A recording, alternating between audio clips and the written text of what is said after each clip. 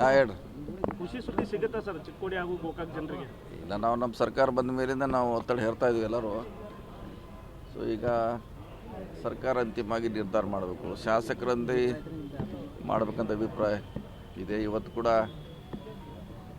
ಗೋಕಾಕ್ ಜಿಲ್ಲಾ ನಿಯೋಗದವ್ರು ಬರ್ತಾ ಇದ್ದಾರೆ. ಇದಾಂದ್ರೆ ಮನೆ ಸಿ ಎಮ್ ಬೆಂಗಳೂರಾಗ ಹೇಳಿದ್ರೆ ಎಲ್ಲ ಶಾಸಕರು ಒಂದು ಸಾರಿ ಕರೆದು ಸಭೆ ಮಾಡ್ತೀವಿ ಅಂತ.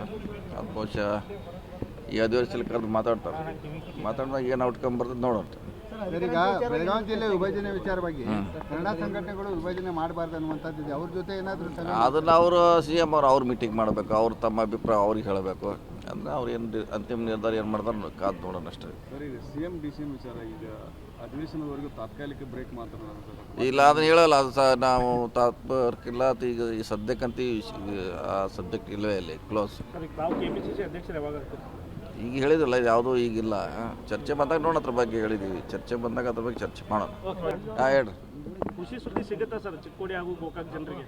ಇಲ್ಲ, ನಾವು ನಮ್ಮ ಸರ್ಕಾರ ಬಂದ ಮೇಲಿಂದ ನಾವು ಒತ್ತಡ ಹೇರ್ತಾ ಇದ್ವಿ ಎಲ್ಲರೂ. ಸೊ ಈಗ ಸರ್ಕಾರ ಅಂತಿಮವಾಗಿ ನಿರ್ಧಾರ ಮಾಡಬೇಕು, ಶಾಸಕರಂದೇ ಮಾಡಬೇಕಂತ ಅಭಿಪ್ರಾಯ ಇದೆ. ಇವತ್ತು ಕೂಡ ಗೋಕಾಕ್ ಜಿಲ್ಲಾ ನಿಯೋಗದವ್ರು ಬರ್ತಾ ಇದ್ದಾರೆ.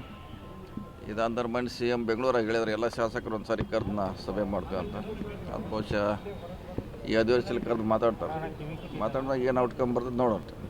ಈಗ ಬೆಳಗಾವಿ ಜಿಲ್ಲೆ ವಿಭಜನೆ ವಿಚಾರವಾಗಿ ಕನ್ನಡ ಸಂಘಟನೆಗಳು ವಿಭಜನೆ ಮಾಡಬಾರ್ದು ಅನ್ನುವಂಥದ್ದು ಅವ್ರ ಜೊತೆ ಏನಾದರೂ ಅದನ್ನು ಅವರು ಸಿ ಎಮ್ ಅವ್ರು ಮೀಟಿಂಗ್ ಮಾಡಬೇಕು, ಅವ್ರು ತಮ್ಮ ಅಭಿಪ್ರಾಯ ಅವ್ರಿಗೆ ಹೇಳಬೇಕು.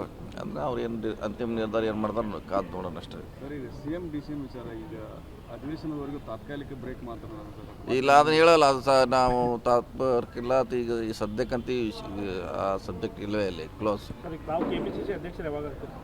ಈಗ ಹೇಳಿದ್ರಲ್ಲ, ಯಾವುದೂ ಈಗಿಲ್ಲ. ಚರ್ಚೆ ಬಂದಾಗ ನೋಡೋಣ, ಅದ್ರ ಬಗ್ಗೆ ಹೇಳಿದ್ದೀವಿ. ಚರ್ಚೆ ಬಂದಾಗ ಅದ್ರ ಬಗ್ಗೆ ಚರ್ಚೆ ಮಾಡೋಣ.